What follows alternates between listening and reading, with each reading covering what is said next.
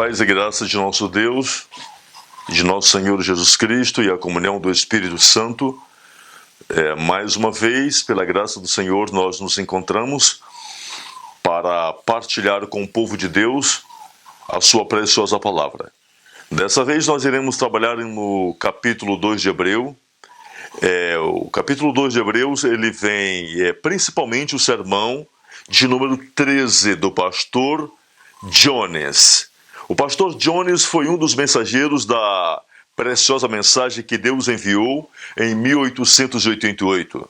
A mensagem de salvação para a igreja de Laodiceia, para a igreja adventista do sétimo dia. Nesse momento nós iremos pedir o auxílio do Senhor, iremos orar para que possamos receber as bênçãos para poder partilhar ao seu povo. Oremos ao Senhor em nome de Jesus. Senhor nosso Deus, nosso Pai, que criou os céus, a terra, o mar e tudo que existe. Meu Deus, em nome de Jesus, me ponho de joelho perante a Tua presença, meu Senhor, para agradecê-lo por tudo. E peço, Senhor, as Suas bênçãos, a Sua direção, que o Senhor possa colocar a minha sabedoria para expressar a Tua palavra e que esta mensagem, Senhor, venha ajudar Teu povo, venha alcançar os fiéis e que seja somente para honrar e glorificar o Teu nome e preparar a Tua igreja. Em nome de Jesus. Amém. Paz e graça de nosso Deus, nosso Senhor Salvador Jesus. Mais uma vez, iremos dar início à palavra de Deus, ao sermão de número 13 do pastor Jones. Mas antes de nós iniciarmos o sermão de número 13 do pastor Jones, gostaria de ler o livro Testemunhos para Ministro, a página 91, e o livro Mensagens Escolhidas, volume 1, a página 244. É um respaldo à mensagem que iremos ler, uma confirmação de Ellen G. White, a profetisa de Deus, com referência aos mensageiros de 1888. E diz o seguinte: em sua grande misericórdia enviou o Senhor preciosa mensagem ao seu povo por intermédio dos pastores Wagnes e Jones.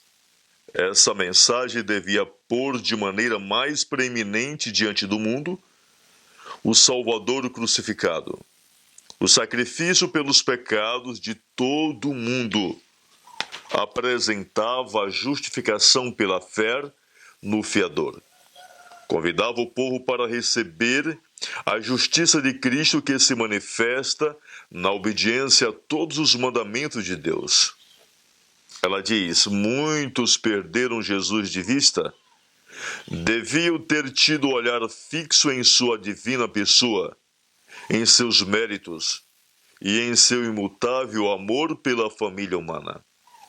Todo o poder foi entregue em suas mãos, para que ele, Jesus, pudesse dar ricos dons aos homens, transmitindo o inestimável dom de sua justiça ao impotente ser humano. Esta é a mensagem que Deus manda proclamar ao mundo. É a terceira mensagem angélica, que deve ser proclamada com alto clamor e regada com o derramamento de seu Espírito Santo em grande medida. Irmãos e amigos, nós sabemos muito bem que ao Deus fundar a sua igreja, levantar a sua igreja, mais uma vez, em 22 de outubro de 1844, eu diria, bem antes, 1831, Deus inicia um surgimento com a primeira mensagem angélica. Mas logo a nossa igreja ela entrou no estado de Laodiceia em 1859. E a nossa igreja ela perdeu a mensagem do terceiro anjo. Ela entrou num estado de miséria, diz a palavra de Deus em Apocalipse 3, miserável, desgraçada, pobre, cega e nua. E em 1888, ele envia uma mensagem. Deus usa dois homens específicos, pastor Jones e pastor Wagner, representando Caleb e Josué. E a profetisa de Deus, ela dá a sua confirmação e ela diz que em sua grande misericórdia Deus enviou preciosas mensagens ao seu povo, à sua igreja adventista do sétimo dia, para despertar essa igreja, para trazer um reavivamento. E ela disse: se essa igreja tivesse ouvido essa mensagem, alcançado essa mensagem, aceito essa mensagem, dentro de 2 anos Cristo teria voltado. E uma das principais mensagens, a principal mensagem foi a mensagem da justificação pela fé. E a mensagem da cristologia, da humanidade de Cristo, o estudo de sua humanidade é o centro, o cerne dessa mensagem. O livro Mensagens Escolhidas, volume 1, a página 244, diz assim: a humanidade do Filho de Deus é tudo para nós. É a corrente de ouro que liga nossa alma a Cristo e, por meio de Cristo, a Deus. Então, o estudo da humanidade de Jesus é tudo para nós. A nossa salvação, ela depende da completa compreensão e da aceitação dessa mensagem. Ela diz mais que é a corrente de ouro que nos liga ao céu.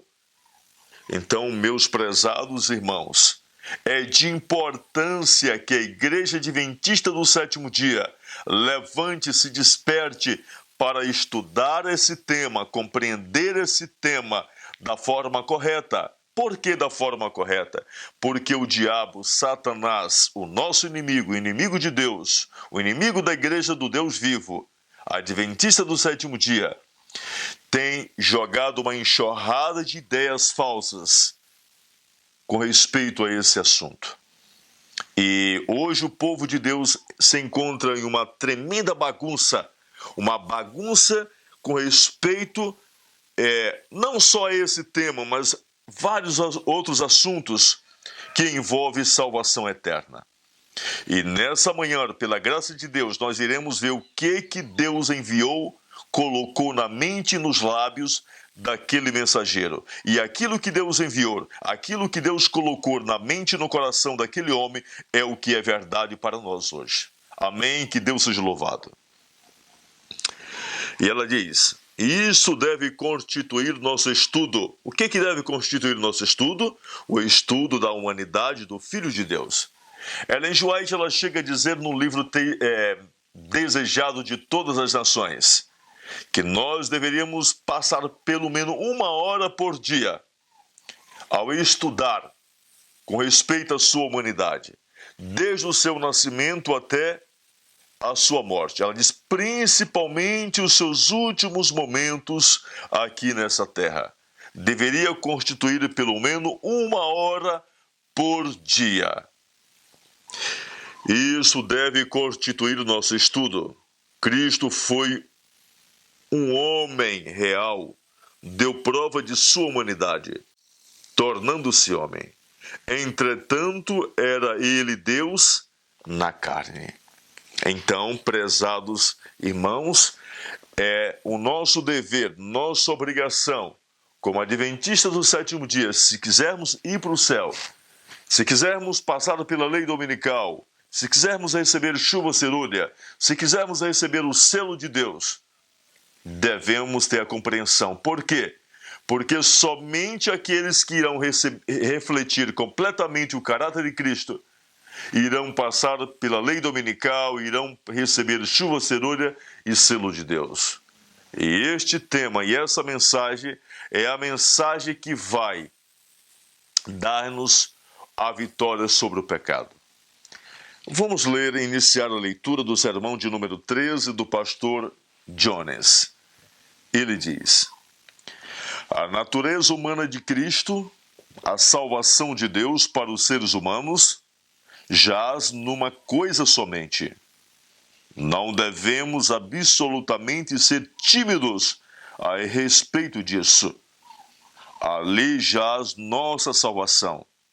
E até que cheguemos lá, não estamos seguros de nossa salvação. Irmãos, é interessante. Ele diz aqui que nós não devemos ser tímidos. O que significa? Que nós devemos aceitar o que está escrito na palavra. Que nós devemos crer como está escrito, ensinar, falar e mostrar que Cristo realmente foi um ser igual a nós, que herdou todas as paixões que herda todo filho de Adão, que foi tentado em todas as coisas, como qualquer ser humano do século 21 é tentado. Por quê? Ele veio salvar não apenas os homens dos seus dias, mas ele veio salvar toda a humanidade. E diz aqui o pastor que a nossa salvação depende da compreensão. Hoje nós, por quê?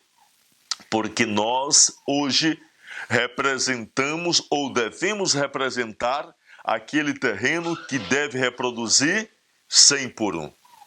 100 por 1. Continuemos o estudo. O pensamento particular que será sujeito ao nosso estudo, nesta oportunidade, é o que se encontra no versos 11 do 2º capítulo de Hebreus. Pois tanto o que santifica como os que são santificados, todos vêm de um só. Por isso é que ele não se envergonha de lhes chamar irmãos. São homens pecadores deste mundo que Cristo santifica. Ele é o santificador. E esses são todos de um. A questão aqui é, quem é este um? Irmãos, no capítulo 1 de Hebreus, o apóstolo São Paulo ele vem traçando uma narrativa, ele vem mostrando que ali é Jesus Cristo, a sua divindade, ele vem tratando de sua divindade. Aqui no capítulo 2, ele vem tratando da humanidade do Filho de Deus. E este um não é Deus o Pai. Aqui diz que tanto os que são santificados, como aquele que santifica, que é Jesus, os que são santificados são nós. Todos viemos de um, ou seja, Adão. Adão, este um é Adão, não é Deus o Pai. Seria um equívoco nós colocarmos este um como representando Deus, o Pai. Não, de maneira nenhuma. O capítulo 2 vem tratando da humanidade do Filho de Deus. Então, todos nós, tanto o que santifica como os que são santificados, todos vieram de Adão com natureza humana caída, pecaminosa. Nesta passagem do capítulo, lembrar-se-ão que estamos estudando o homem, diz Jones. No primeiro capítulo, como vimos, é mostrado o contraste entre Cristo e os anjos, com Cristo acima dos anjos como Deus. No segundo capítulo, o contraste é entre Cristo e os anjos, com Cristo acima dos anjos.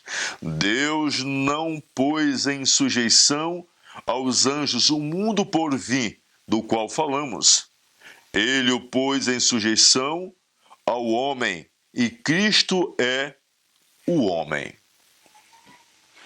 Em sua natureza humana, Cristo veio do homem, de quem todos viemos, diz ele. De modo que a expressão neste verso, todos vêm de um só, é como todos vindo de um. O homem é a fonte e a cabeça de toda a nossa natureza humana.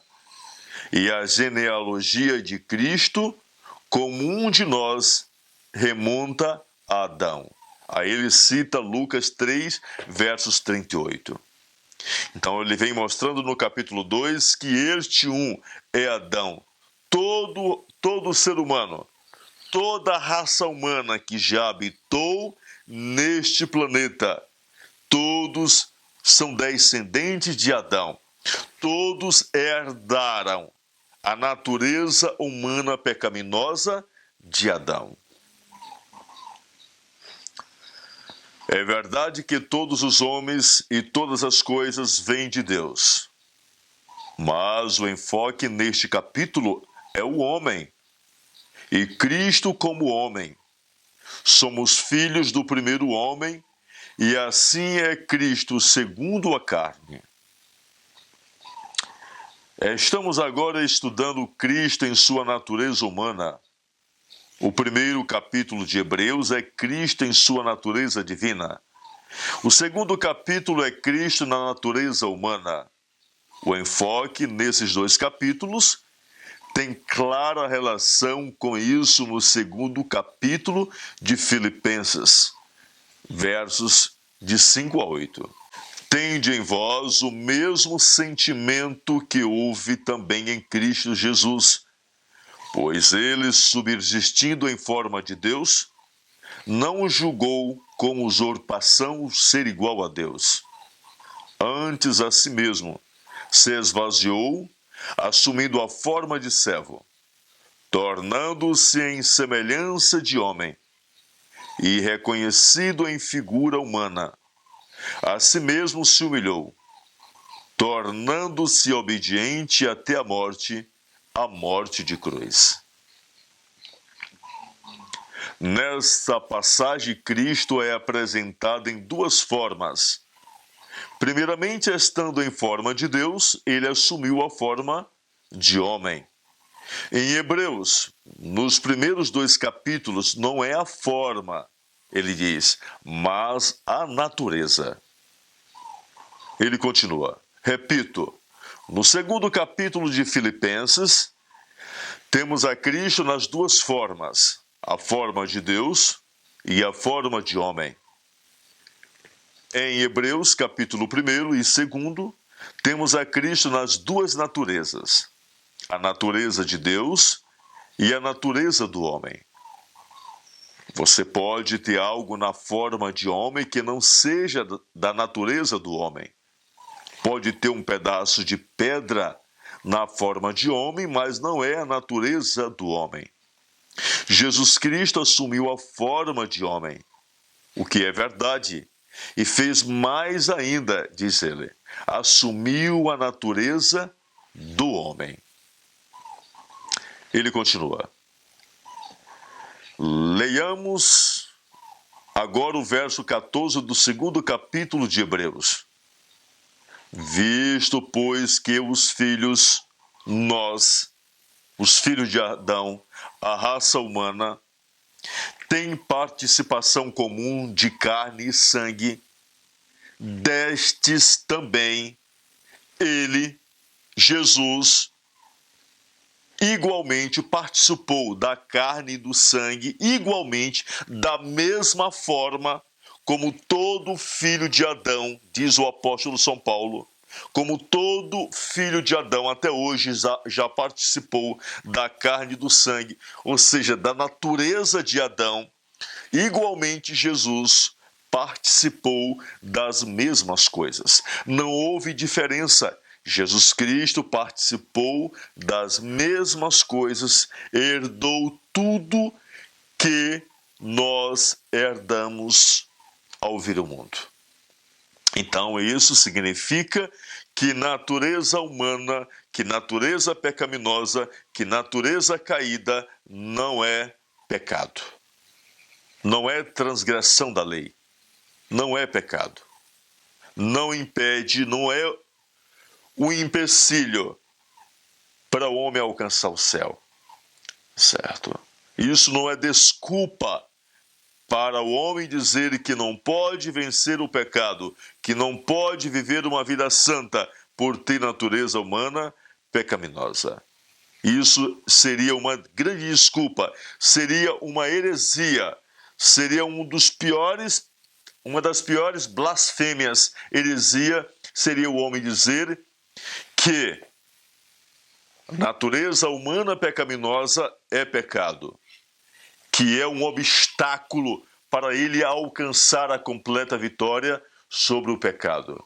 Isso vem do diabo, isso vem de Satanás.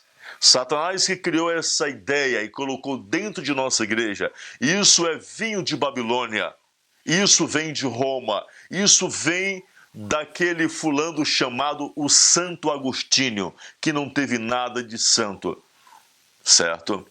Isso ele criou essa doutrina porque ele era um homem muito mulherengo, era um homem adúltero, era um homem carnal.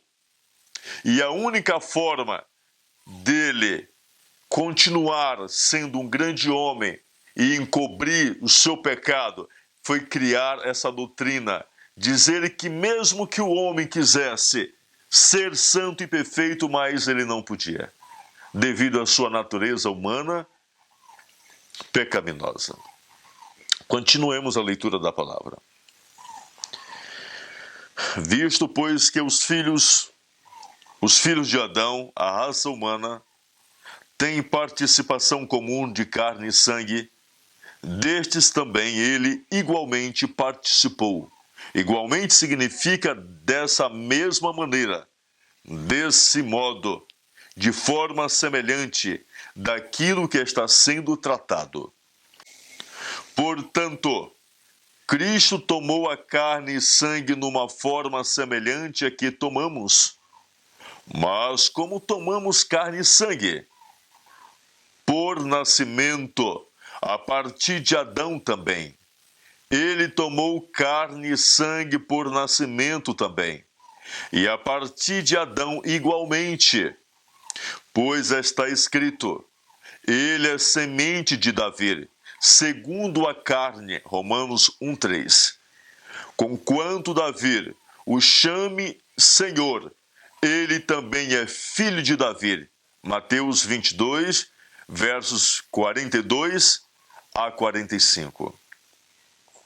Sua genealogia remonta a Davi, mas não para ali. Recua a Abraão, pois ele é semente de Abraão. Ele tomou sobre si a semente de Abraão, como no verso 15 deste segundo capítulo de Hebreus. Nem sua genealogia se detém a Abraão, recua a Adão, Lucas 3:38. Portanto, aquele que se santifica entre os homens e os que são santificados dentre os homens são todos de um. Todos derivam de um homem segundo a carne, são de um. Assim, do lado humano, a natureza de Cristo é precisamente a nossa natureza. Então, do lado humano de Maria, devido a ele ter nascido do ventre de Maria, a sua natureza foi igual à nossa. Nós não estamos tratando e falando de sua natureza humana, de sua natureza divina, da sua parte divina. E isso é um mistério. O nosso estudo não é como ele se tornou humano, mas o nosso estudo é o porquê ele encarnou-se no ventre de Maria. O porquê ele tornou-se humano. Não é o como, mas sim o porquê. Esse deve constituir o nosso estudo. É a corrente de ouro. É o tema que devemos discorrer dia e noite. É com respeito à natureza humana de Jesus. Consideremos o outro aspecto novamente, para uma ilustração dessa unidade, a fim de que possamos ver a força dessa expressão de que ele e nós, todos, somos todos de um.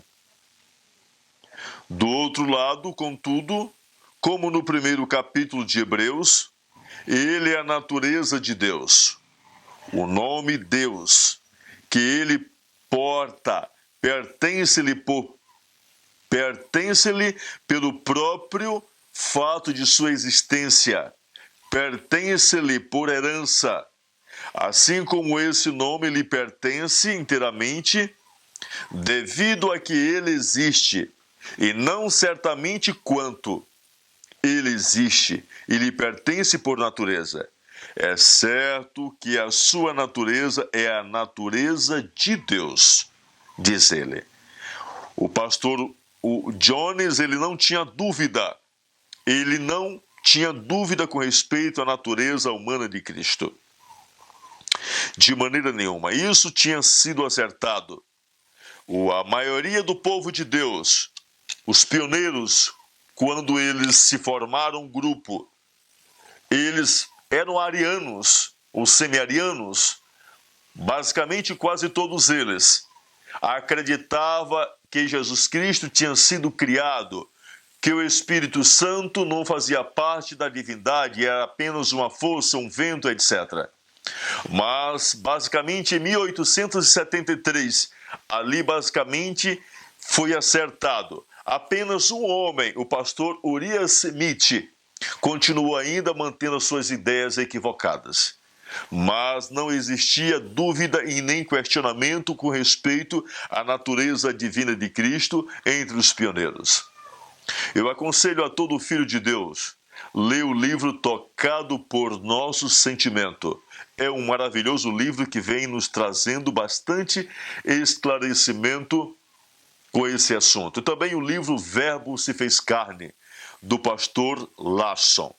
Maravilhoso livro. Também no primeiro capítulo de João, verso 1, está escrito: no princípio era o Verbo, e o Verbo estava com Deus. A palavra com não expressa a realidade do pensamento tanto quanto outra. O alemão coloca uma palavra ali que define mais proximamente o grego do que a nossa versão. Assim reza: no princípio era o Verbo, e o Verbo estava bem. Deus. Literalmente, o Verbo era de Deus. E isso é verdade.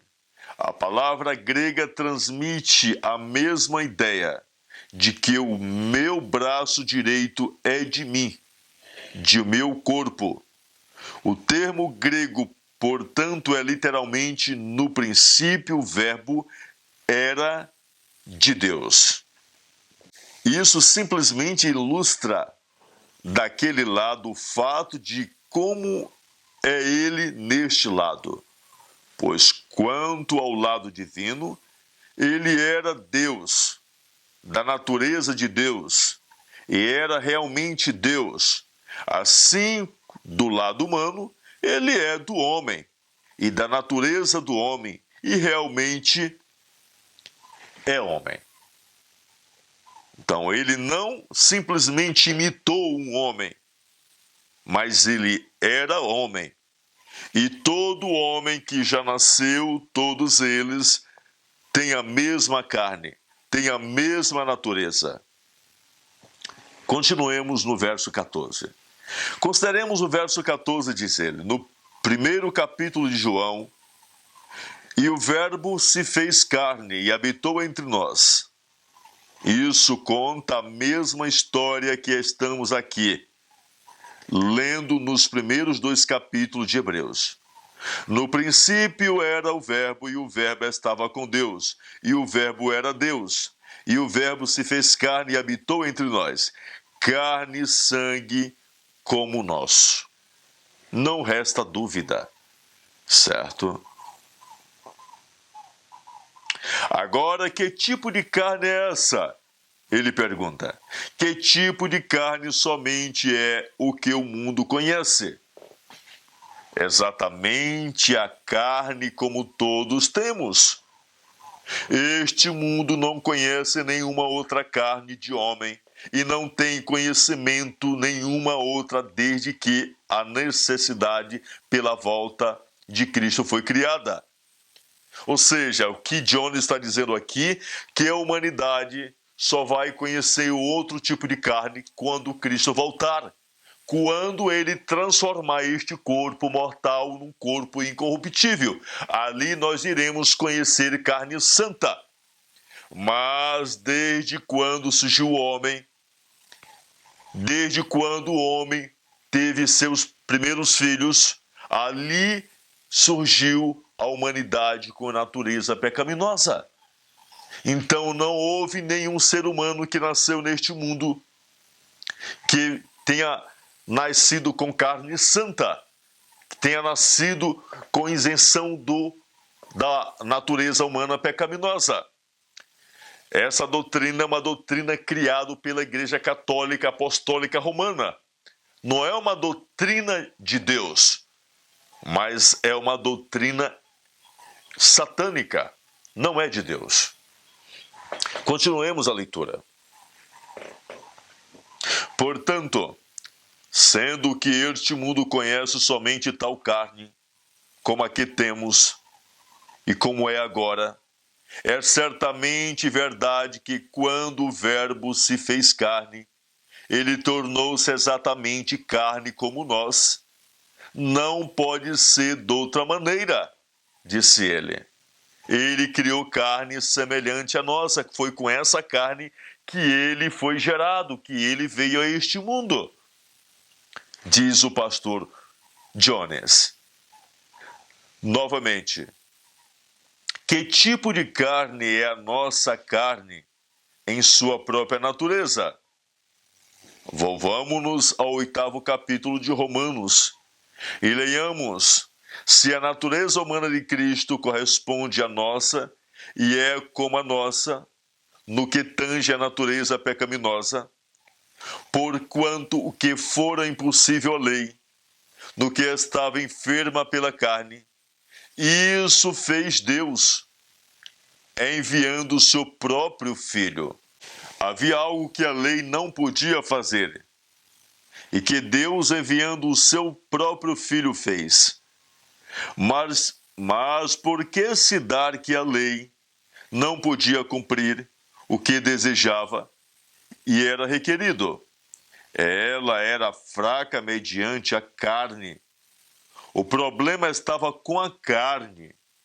Isso foi o que levou a lei a falhar em seu propósito com respeito ao homem. Então Deus enviou a Cristo para realizar o que a lei não podia. E a lei, tendo falhado em seu propósito devido à carne, e não por qualquer falha em si mesma, Deus teve que enviá-lo para ajudar a carne e não para ajudar a lei. Se a lei tivesse em si mesma sido muito fraca para realizar o que tensionava fazer, então o que ele devia ter feito para ajudar a superar o problema seria remediar a lei. Mas o problema estava com a carne e, portanto, ele deve remediar a carne. É verdade que o argumento hoje em dia que surge dessa inimizade que há contra Deus e não se sujeita à lei de Deus, nem na verdade pode ser, é de que a lei não podia realizar o que estava intencionando. E Deus enviou o seu Filho para enfraquecer a lei, de modo que a carne pudesse responder às suas exigências. Mas se eu sou fraco e você é forte, e eu careço de auxílio, não me ajuda em qualquer medida torná-lo tão fraco quanto eu. Continuo tão fraco e desamparado como antes.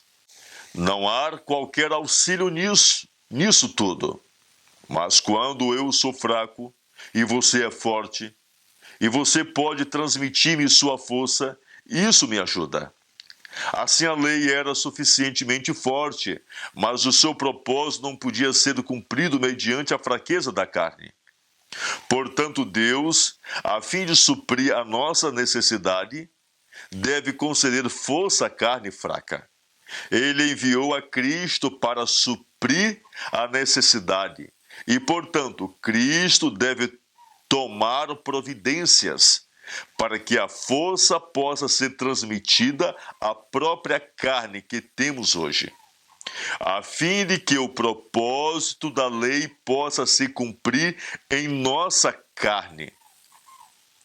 Assim está escrito: Deus enviou o seu próprio Filho em semelhança de carne pecaminosa, a fim de que o preceito da lei se cumprisse em nós, que não andamos segundo a carne, mas segundo o Espírito.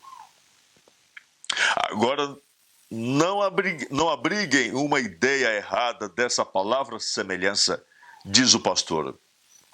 Não se trata de forma, não venha a ser a fotografia, não é a semelhança no sentido de uma imagem, mas é semelhança no sentido real de ser tal como é de fato.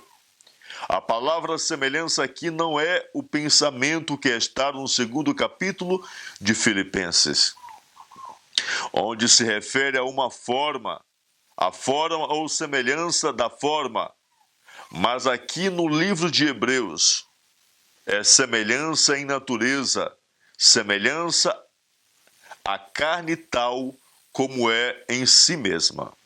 Deus enviando o seu próprio Filho naquilo que é exatamente semelhante à natureza pecaminosa.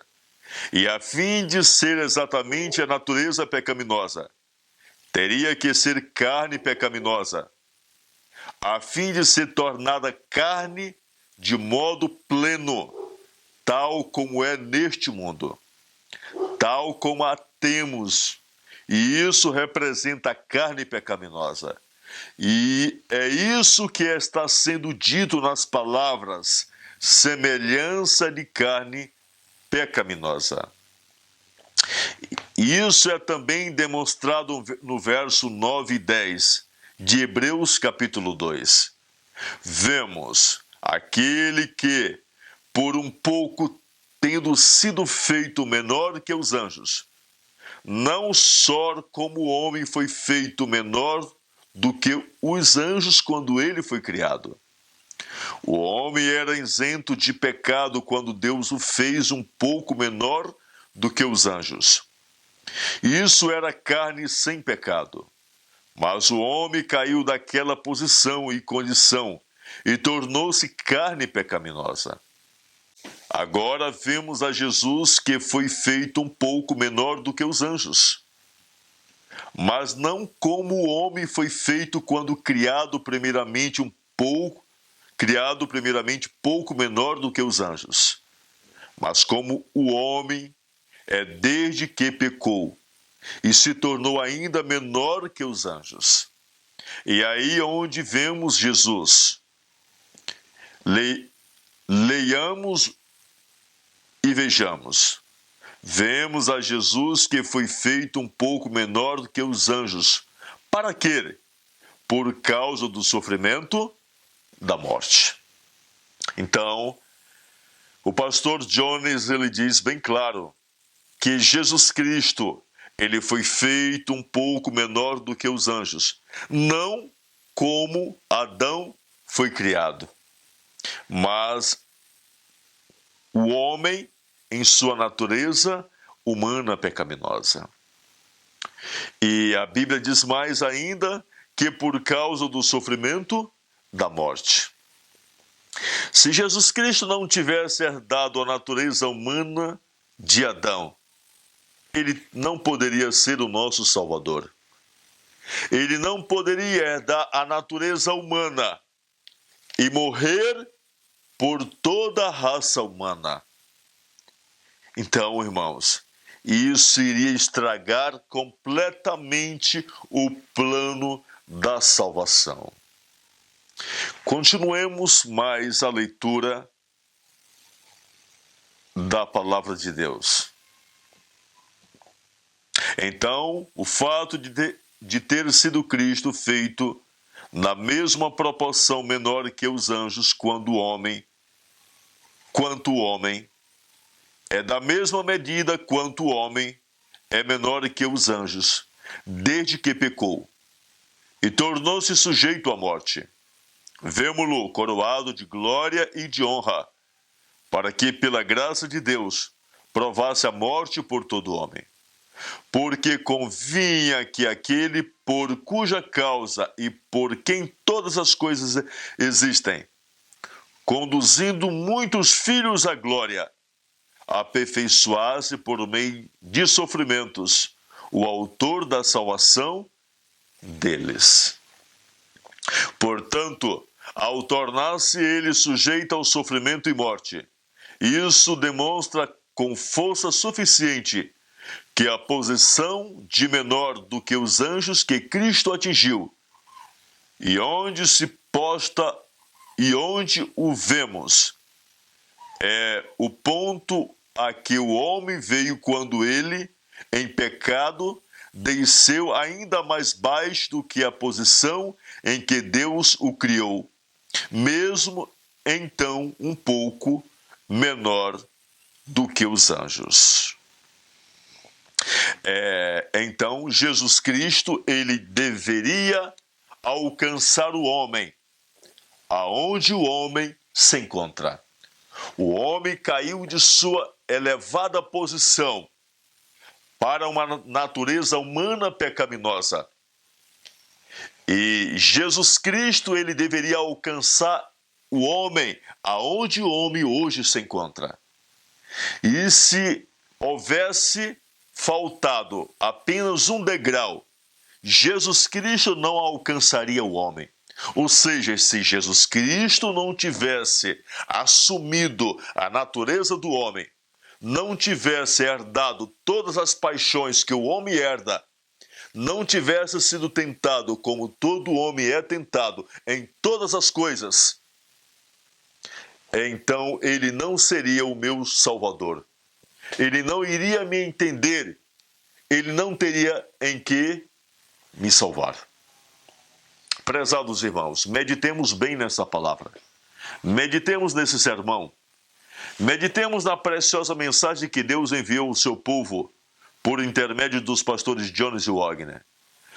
O problema de hoje, muitos pregadores, de muitos mensageiros, até mesmo das mensageiros que se dizem da verdade presente, são que muitos deles são indoutos. Muitos deles não estão dando também a mensagem como deve ser dada, não estão pregando a mensagem na sua íntegra, por não ter o conhecimento das mensagens que Deus enviou por meio de Jones e Wagner, por não compreender essas mensagens, por não ler o sermão de Jones e Wagner, por não ler o livro Cristo Nossa Justiça, o comentário de Gálatas, o comentário de Romanos, o livro Lições de Fé, o livro Concerto Eterno e outras literaturas desses homens. E ainda mais, muitos de nós falamos que cremos tanto na mensagem desses mensageiros, que chegamos a publicar várias literaturas de outros autores,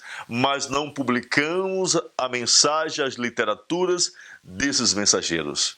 Olha, irmãos, se a mensagem que Deus enviou para nos tirar do estado de Laodiceia é a mensagem que Deus deu a esses homens, então a literatura desses homens deveria ser publicada e espalhada como folhas de outono, porque é ali que está contida a mensagem do Evangelho eterno. O Evangelho eterno está na mensagem que Deus enviou a esses homens. Que aqueles que se dizem pregadores da verdade presente, ouça essa mensagem e se desperte. Que Deus abençoe. Nesse momento nós iremos orar ao Senhor, agradecer por essa grandiosa bondade que Ele tem nos compartilhado. E o sermão dele não acaba. Nós iremos dar continuidade pela graça e pelo poder de Deus. Louvado e engrandecido é o teu nome para sempre. Obrigado, Senhor, por tudo. Ajude-nos, ó Deus, como povo de Deus, como adventista do sétimo dia, a essa igreja que o Senhor enviou essa mensagem, porque a igreja adventista do sétimo dia, somente ela é a igreja remanescente, é a igreja que o Senhor vai usá-la o povo que está dentro dela, um remanescente, porque Isaías diz: ainda que os filhos de Israel sejam como a areia do mar, mas somente o remanescente será salvo. Pois o remanescente dessa igreja adventista do sétimo dia é esse remanescente que o Senhor vai despertar, vai estar dando a compreensão dessa mensagem para receber a chuva serôdia, para dar o alto clamor do terceiro anjo. Não é um outro povo em qualquer face da terra, mas é o remanescente que está dentro da igreja adventista do sétimo dia. Que o Senhor nos perdoe por nossas faltas e que o Senhor nos dê a graça e a compreensão e o desejo de compreender a mensagem da humanidade do Filho de Deus, da humanidade do teu Filho, Senhor. Que o Senhor nos dê a graça e que esta palavra alcance o coração de todos os fiéis filhos de Deus. Em nome de Jesus. Amém.